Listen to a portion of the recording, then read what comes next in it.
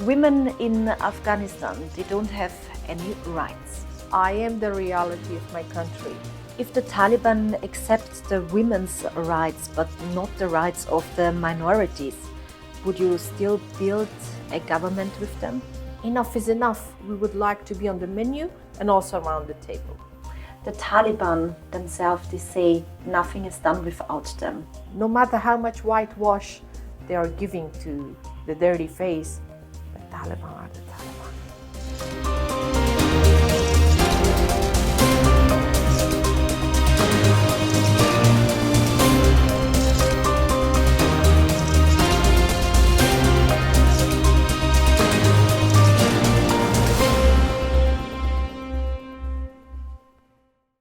Women in Afghanistan, they don't have any rights.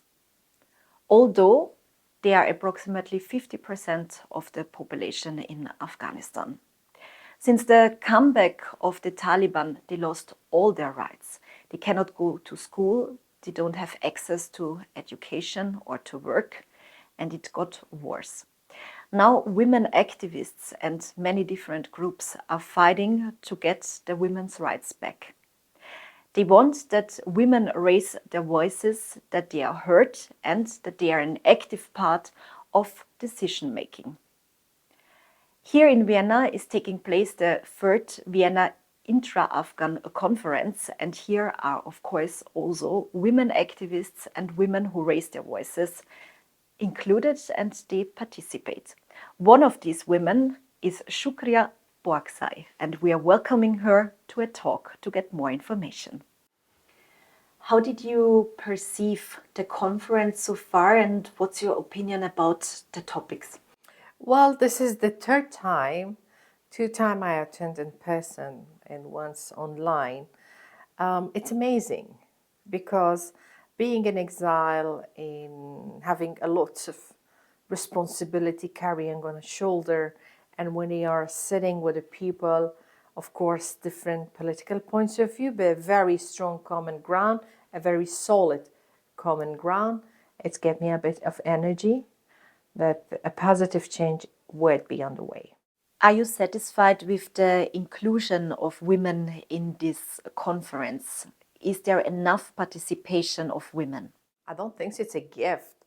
I don't think it's a kind of impression I would say, oh, I should be thankful for them. No, I am the reality of my country. Why not?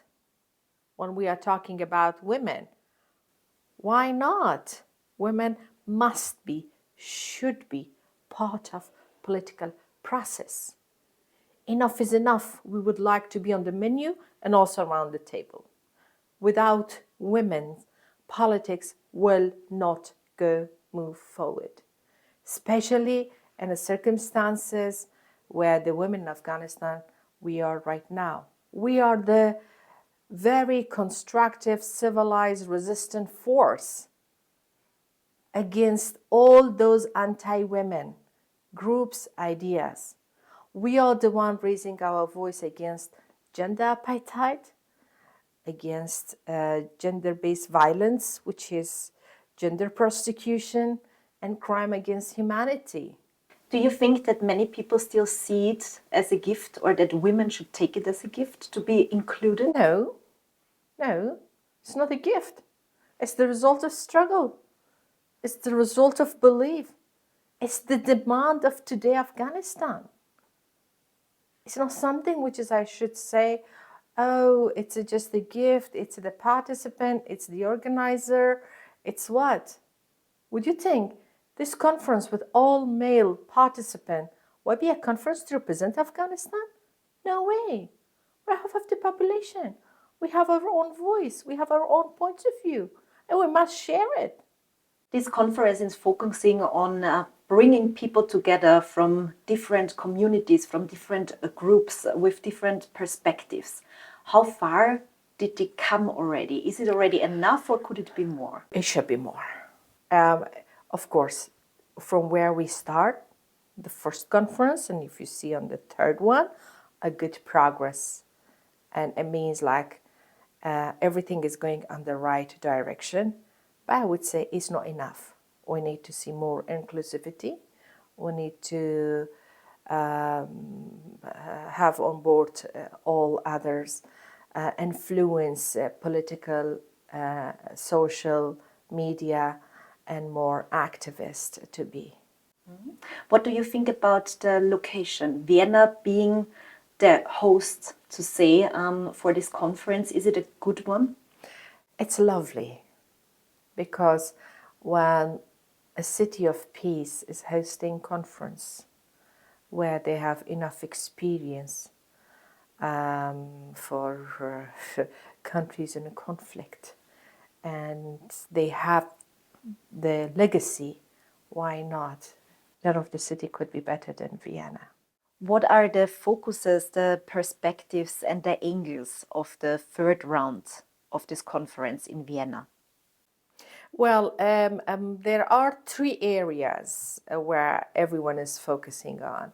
First is the very, I would say, general perspective is everyone like to see the people of Afghanistan as an alternative to the current regime in Afghanistan, and the civil rights, the rights of the people to be restored back. And the demand strongly is we need a legitimate government where the people of Afghanistan could decide for themselves. The second top is everyone is just echoing we need to be a strong, inclusive process where we should be a decision maker for the future we would like.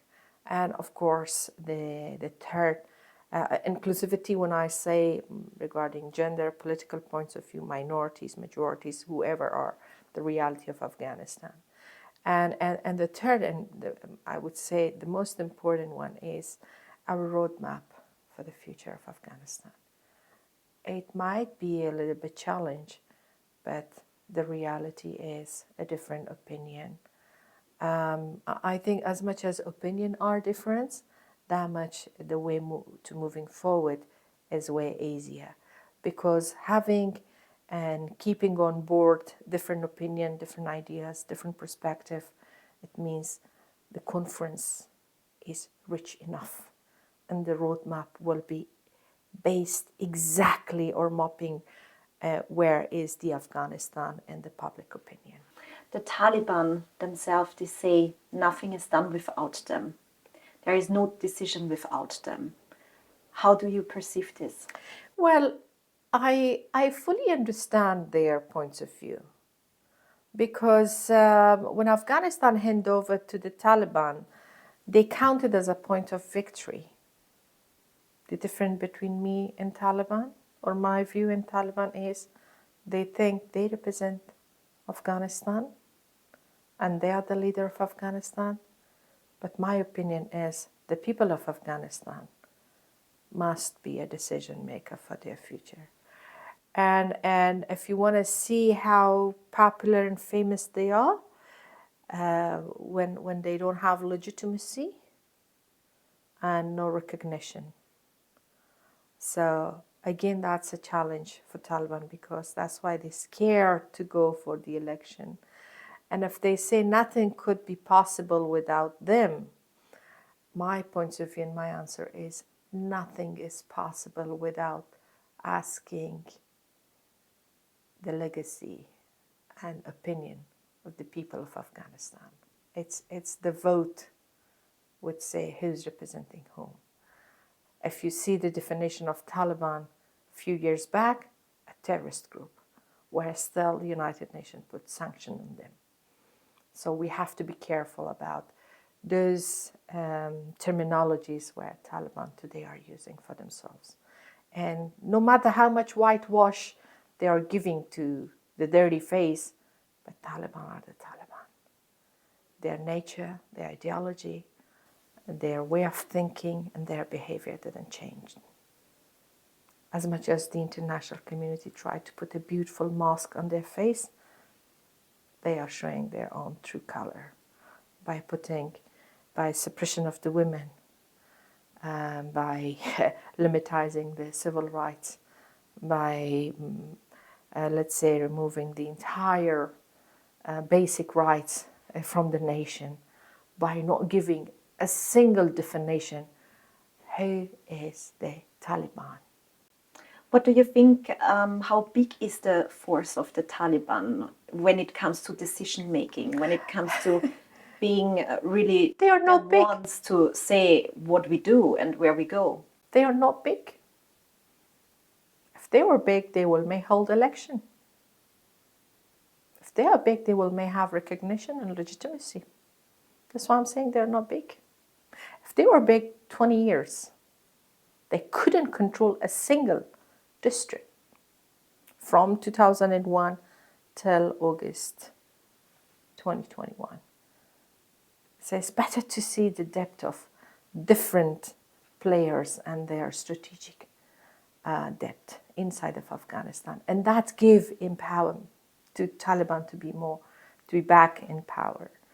If the Taliban accepts the women's rights but not the rights of the minorities, would you still build a government with them? For me, it's really important to see the people of Afghanistan as an equal citizen, despite of what's their religion, what's their ethnicity, and what's their background and what's their gender. I think the basic human rights needs to be recognized and need to be implemented. If I want to work with the Taliban or not, to be honest, I love to work for my country. I never work for any fraction unless I would love to serve the people of Afghanistan. Not any fraction, particularly when they have a link with terrorist groups. Not at all. How much do you think this conference, being on the agenda already the third time, can really contribute in building forces, unions, to get better in the future, to find synergies, to find really a way to make Afghanistan livable for the Afghan people? The continuity of this conference, this is the third round. The number of participants and the beauty of thoughts, opinions, ethnicity, religion, and gender as a clear picture. I'm not seeing that conference as a one individual conference. We are coming, seeing, talking, and going back.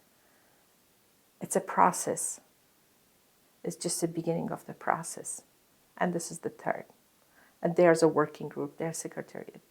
And there's a voice, and that voice needs to be heard. And I am sure it has also legacy and legitimacy, more than Taliban. Then we say thank you for your valid information and all the best for the future. Thanks for your time. Thank you.